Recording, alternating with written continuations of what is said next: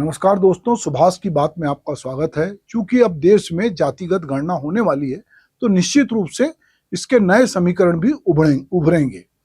नाना करते करते अंततः मोदी सरकार ने जातिगत गणना की जो है वो घोषणा कर ही दी। ये जनगणना जो है जातिगत 2 फेज में होगी। इसका पहला चरण जो है 1 अक्टूबर 2026 से शुरू होगा। वहीं दूसरा चरण जो है उसकी शुरुआत 1 मार्च 2027 से होगी।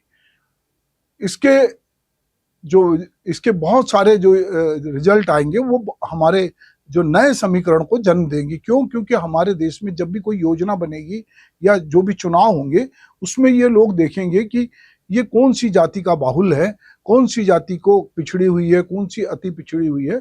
तो चाहे भाजपा हो, चाहे प्रधानमंत्री नरेंद्र मोदी हो, इनका रुख जो है ये क्यों बदला। ये तो पहले विरोध में थे।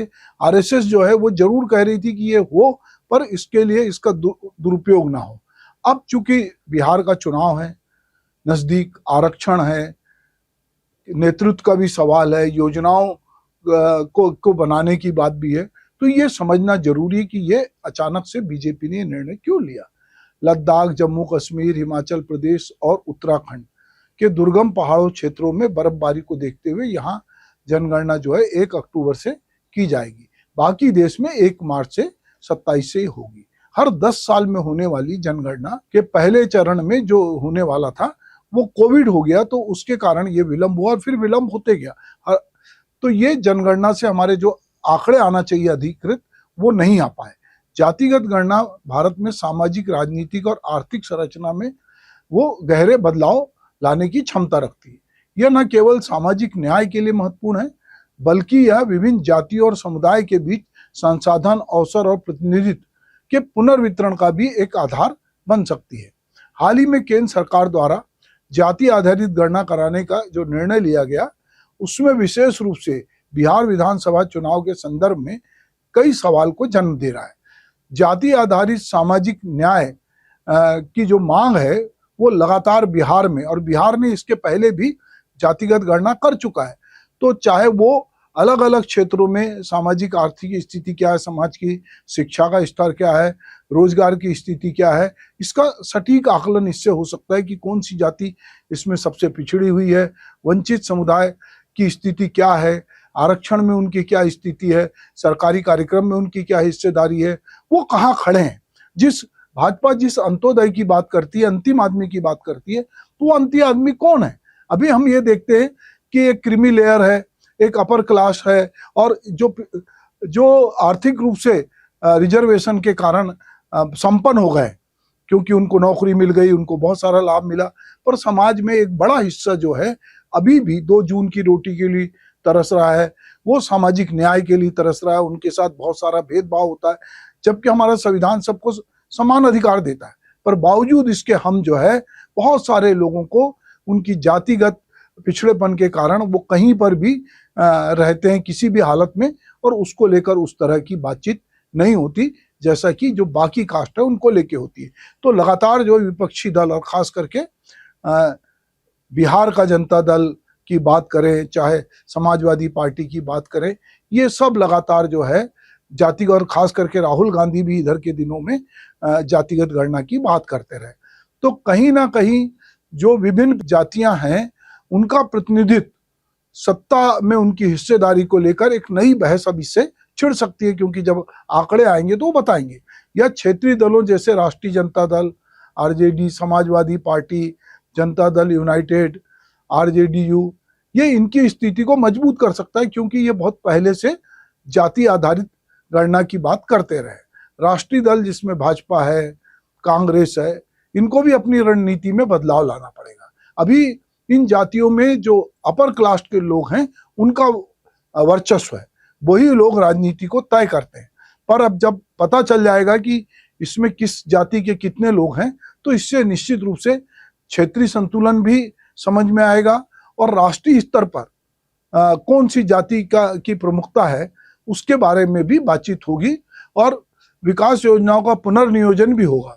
जातिगत आंकड़े सरकार को यह समझाने में मदद करेंगे कि कौन सी जातियां सामाजिक आर्थिक रूप से सबसे अधिक वंचित हैं। इसके आधार पर विकास योजनाएं बनेंगी, और बहुत सारी चीजें, रोजगार कार्यक्रम बनेंगे, बुनियादी ढांचा जो है विकास का, उस पर भी कौन सा लक्षित वर्ग है उसके बारे में बातचीत होगी। तो एक प्रकार से जो जातिगत गणना है, हम ये लाख कहें कि हम जात पात में विश्वास नहीं करते, हमारे देश में हम सब एक हैं, हम सब हिंदू हैं, पर जैसे हम हिंदू होते हैं और जैसे उस वहां से निकलते हैं तो कोई कायस्थ हो जाता है, कोई बनिया हो जाता है, कोई ब्राह्मण हो जाता है, कोई क्षत्रिय हो जाता है, कोई दलित हो जाता है, कोई आदिवासी हो जाता है। पर एक छत के नीचे कहा जाता है कि हम हिंदू हैं, पर जैसे ही बाहर निकलते हैं तो अपने अपनी जातियों में बढ़ जाते हैं। और जाति के अपने स्वाभिमान होते हैं, जाति की अपनी अस्मिता होती है और जाति का अपना गौरव होता है। तो वो कई बार, अभी भी छुआछूत के इतने अधिनियम बन गए, हरिजन शब्द विलोपित हो गया, आपने दलित शब्द को विलोपित कर दिया, आपने SC ST कर दिया, पर अगर लोगों की सोच में बदलाव नहीं है तो हम लोगों का आकलन या तो उसकी जाति से करते हैं या उसके आर्थिक जो है आधार से करते। गोस्वामी तुलसीदास ने कहा है कि समृद्ध को नहीं दोष घुसाए। तो समृद्ध कौन है? जिसके पास पैसा है, जिसके पास पावर है, जो समाज में अपर कास्ट है, वो समृद्ध रहा है। जो गरीब था, जो दलित था, जो पिछड़ा हुआ था, जिसके पास खाने के लिए नहीं थे, वो आदमी बहुत पिछड़ा है। तो कहीं ना कहीं ये जातिगत गणना के जो आंकड़े हैं, हो सकता है उससे नया नेतृत्व उभरेगा और वो नेतृत्व भी अपने समाज का क्या भला करेगा तो आने वाला समय बताएगा। क्योंकि अभी हमने देखा कि जो आदिवासी के लीडर थे, उन्होंने आदिवासियों को तो उतना नहीं भला किया जितना अपना किया। इसी तरह SC के लीडर को हम देखते हैं कि चाहे उनके अलग अलग तरह के लीडर हों, चाहे उनके धर्म से आने वाले लीडर हों, उनके समुदाय से आने वाले लीडर हो, वो पहले अपने बारे में सोचते हैं, उसके बाद वो दूसरा सोचते हैं। अब सबसे बड़ा मुद्दा हमारे देश में जो लगता है कि आरक्षण, बच्चों को लगता है जो अपर कास्ट के हैं कि ये 50% आरक्षण जो है ये बहुत है और इससे बहुत सारे कमजोर लोग और जो पढ़ने में उतने नहीं है या जो नौकरी के एबल नहीं है वो लोग आ जाते हैं। पर अब ये आरक्षण बदलेगा, क्योंकि यदि OBC अगर अति पिछड़ा वर्ग की आबादी ज्यादा निकल के आई तो फिर आपको तय करना पड़ेगा कि आपके यहाँ के आरक्षण की जो सीमा है वो 50% किस तरह से डिवाइड हो या इससे ज्यादा आरक्षण हो। यदि मालूम पड़ता है कि 70 से 75% जो जातियां हैं वो बहुत पिछड़ी हुई है, आर्थिक रूप से भी विपन्न है, तो फिर ये आरक्षण का परसेंटेज जो उसकी सीमा है उसको चुनौती दिया जाएगा। कुछ जो विपक्षी नेताओं ने पहले भी ये बात कही है, कई राज्यों ने तो आरक्षण को बढ़ाया, बाद में वो कोर्ट में जाके वो नहीं ठहरा क्योंकि उसके लिए आंकड़े नहीं थे कि आप इतना आरक्षण क्यों दे रहे हैं।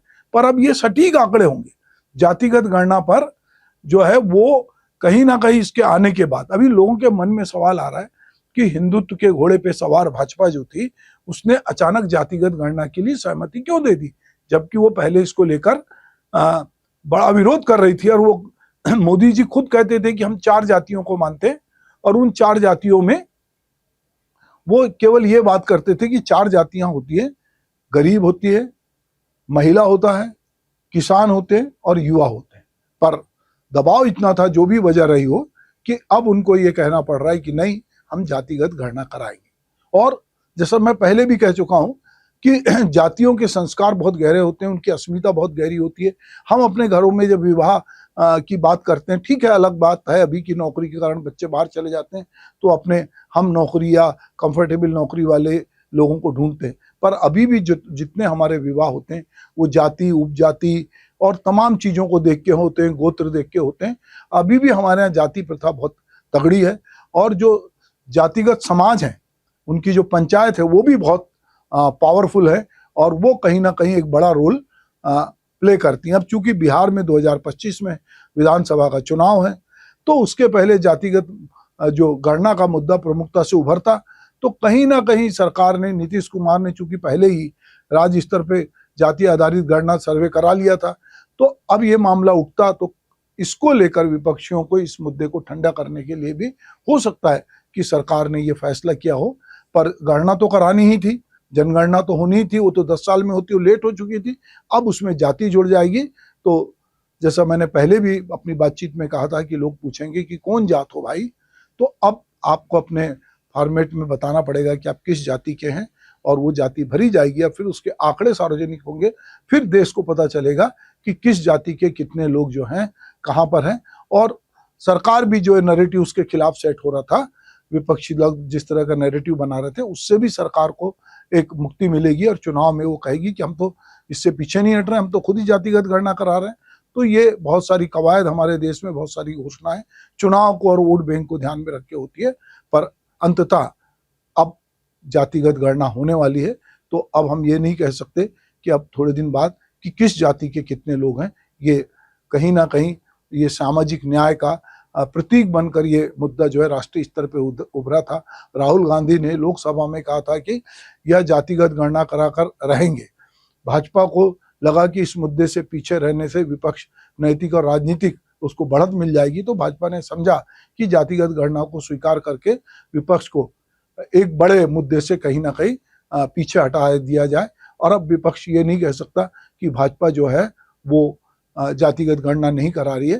तो अब देखते हैं कि जब 2027 में ये गणना शुरू होगी और इसके परिणाम आएंगे, तो 2029 में लोकसभा का चुनाव है, तब उस चुनाव में जाति कितना रोल प्ले करेगी। जाति अभी भी रोल प्ले करती है, अभी भी जहां जिस जाति का बाहुल्य होता है वहां से उस लोग खड़े होते हैं। पर अब इसके भीतर भी, जाति के भीतर भी उपजातियां होती है कि वो कौन सी जाति है। अगर मान लो वो कुर्मी है तो कुर्मी में मनवा कुर्मी है कि कोई दूसरा कुर्मी है, तेली में कौन सा तेली है, ब्राह्मण है तो उस ब्राह्मण में वो सरयू पारी है कि जिजोतिया है कि कानकुब्ज है कि नरमादिया है।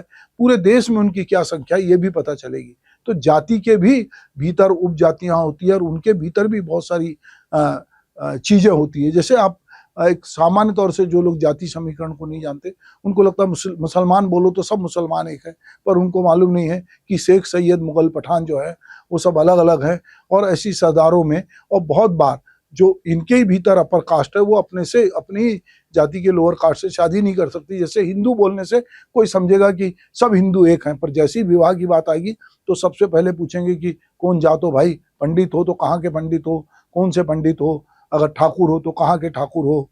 और केवल हिंदू बोलने से कि मैं हिंदू हूँ आप मेरी शादी कर दो, तो दलित भी हिंदू है, आदिवासी भी हिंदू है, गुप्ता भी हिंदू है, बनिया भी हिंदू है, ठाकुर भी हिंदू है। पर हम जैसी जाति की बात आती है तो हम खट से शादी ब्याह के समय खड़े हो जाते हैं कि नहीं नहीं ये भी जाति है, ये हमारी जाति का नहीं है। फिर तब हम धर्म की बात नहीं करते हैं कि ये हमारा हिंदू धर्म का भाई है तो हिंदू हिंदू है, हिंदू हिंदू भाई भाई बोल सकते हैं, पर वहाँ भाईचारा नहीं होता।